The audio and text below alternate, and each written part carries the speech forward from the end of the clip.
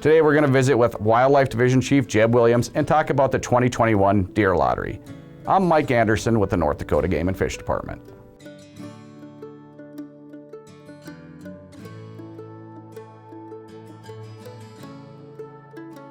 Jeb, how many licenses available this year compared to 2020?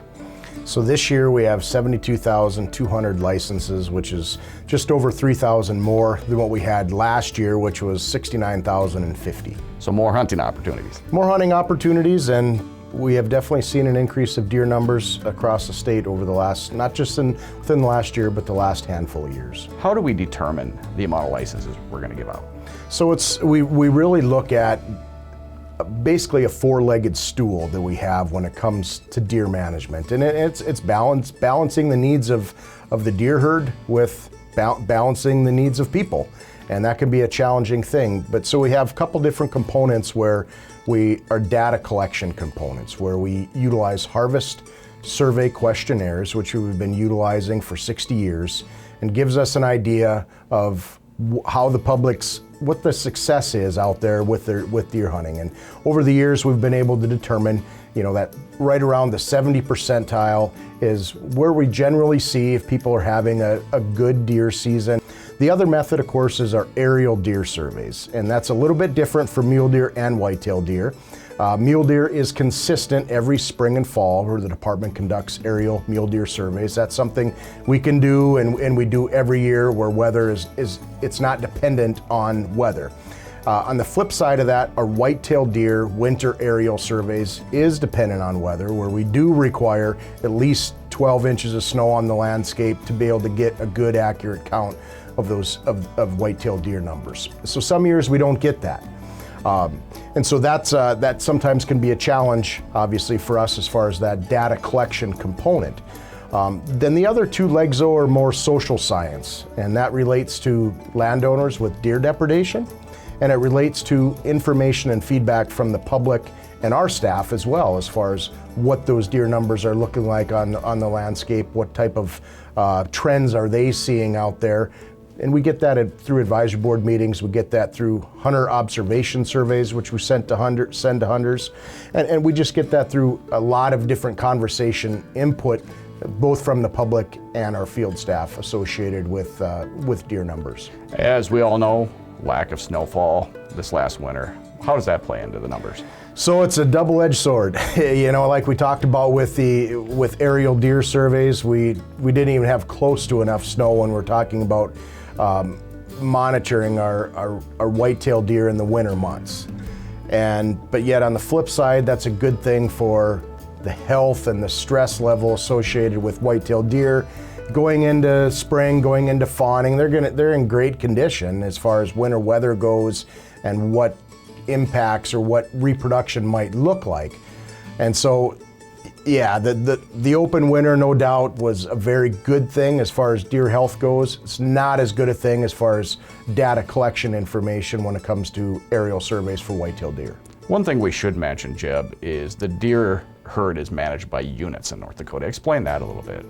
Correct. 38 deer units we have in North Dakota, and they're split up by management regions. And what I mean by that is specific habitat areas where we have a lot of those different units might be 12 to 14 units in a particular habitat region. And so that gives our big game staff an opportunity to manage those areas by those specific habitat types, but then all are also split up into even more individualized units where we can address deer issues a little more precisely, perhaps than just the larger management regions, because we know there's some different factors that go on in there. And overall, I think that system has worked fairly well in North Dakota over the years, and provided some pretty good opportunities for the department to respond either in a way that addresses too many deer or maybe not enough deer on the landscape.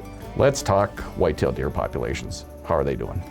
So like we mentioned earlier, overall trend has been increasing, and we've talked about how the eastern part of the state how we've not seen as much of an increase in the eastern part of the state as we've seen in the western part of the state. And so backing up here a little bit, 10 years ago we were issuing 109,000 deer licenses. After that 109,000 deer licenses for about 5 consecutive years, we were going down. So since 2015, this year is the most number of deer licenses we've issued in the state. So to answer your question is overall deer numbers are doing much better than what they were doing 6 years ago. And that includes both whitetail and mule deer. But in the eastern part of the state, there's, like we've talked about, there's been some landscape changes that are where the land is just, it's not capable of holding as many whitetail deer as it did a number of years ago. And so that's what's holding the area back a little bit, but some mild winters like we just had definitely do help to that equation as well. Okay, you mentioned mule deer populations are doing okay? They're doing well. We really have had a nice cycle up of mule deer numbers, and our spring mule deer survey indicated we're just about 9 mule deer per square mile out in the Badlands, and that's a great number.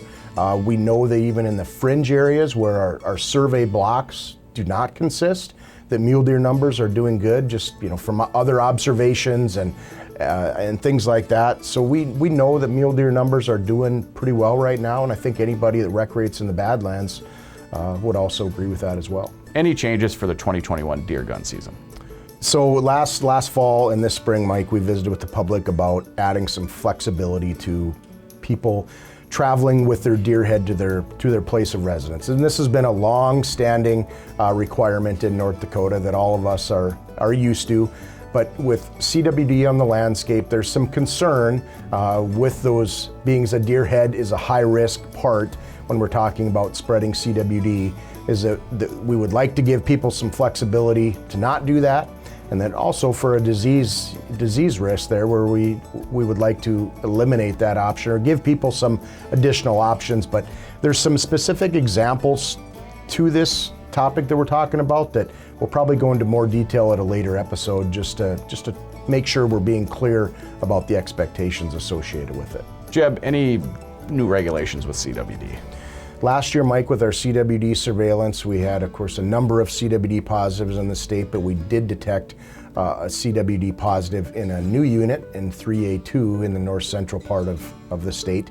And so people do need to be familiar with the requirements associated with CWD in a unit or even neighboring units when it comes to baiting restrictions. But just as a reminder, when people are applying for their deer license, there is notification that pops up and lets them know if they're applying in a CWD unit, the expectations that apply to them if they receive a license.